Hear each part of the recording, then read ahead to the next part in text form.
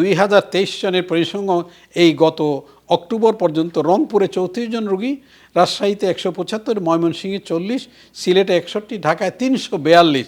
কারণ বড় শহর এবং মানুষের জনসংখ্যা বেশি। খুলনা 141, চট্টগ্রামে 246, বরিশালে 79।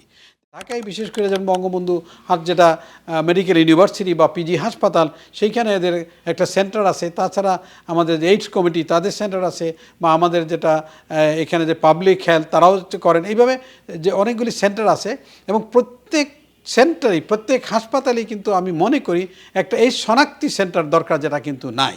তাই যদি প্রত্যেকটা সরকারি হাসপাতালে এই শনাক্তকরণ কোনো ব্যবস্থা করা যায়, প্রত্যেকটা ব্লাড ব্যাংকে যদি আমরা সেন্টার করি এইড শনাক্তকরণ, যদি ব্লাড ব্যাংকে কেউ সেখানে এইচআইভি পান, ওইটাকে কিন্তু আমাদের নোটিফাই যদি করতে পারেন এইড সেন্টারগুলিতে, আমাদের এইচআইভি এইড সেন্টারে, তাইলে কিন্তু আমরা একটা বিরাট পরিসংখ্যান পেতে পারি কিভাবে আমরা এইডস কন্ট্রোল করতে পারি।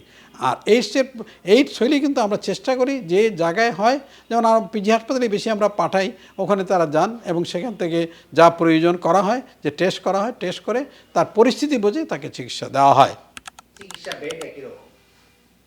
অ্যাকচুয়ালি এই ওষুধগুলি সাধারণত ওয়ার্ল্ড হেলথ দেয়, যে কারণে কোনো এটা ওয়ার্ল্ড হেলথে দেওয়া হয়, এটা কিন্তু হয় না। যারা এইডস রোগী আসে শনাক্ত, ওইটা কিন্তু বিনামূল্যেই দেওয়া হয়। বাজারে এইডসের কোনো ইঞ্জেকশন বিক্রি হয় না, কিনতে পাওয়া যায় না, কারণ totally control by the government in the World Health organisation.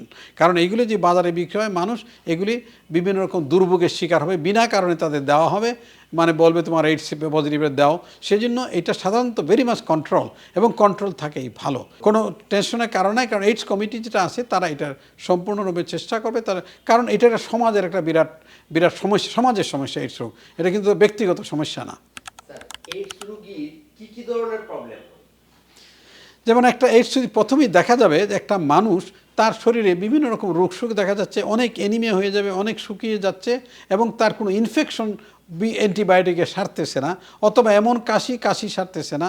তারপর দেখা যাচ্ছে তার এই অল্প জ্বর হয়, অত্যন্ত অ্যানিমিয়া হয়ে গেছে, তার খাওয়ার ইচ্ছা নেই, দিন দিন দিন দিন শুকিয়ে যাচ্ছে। মানে একটা মানুষের যদি দেখা যাচ্ছে তার শরীরের কিছুই ভালো লাগে না, এবং তার শরীর ইমিউনিটি কমে গেছে, প্রতিরোধ ক্ষমতা না, একের পর এক রোগ দেখা যাচ্ছে, তখন যদি সে কোনো হিস্ট্রি, এখানে আবার হিস্ট্রি নিতে হবে যে তার কোনো যৌন ক্রিয়ার কারোর সঙ্গে কোনো যৌন সঙ্গমের ইতিহাস আছে কিনা, বা কোনো এইডস রোগীর সঙ্গে ইভেন ডাইরেক্ট কিস যদি করে, যেটাকে ওয়েট কিস বলে, তার থেকেও আসতে পারে।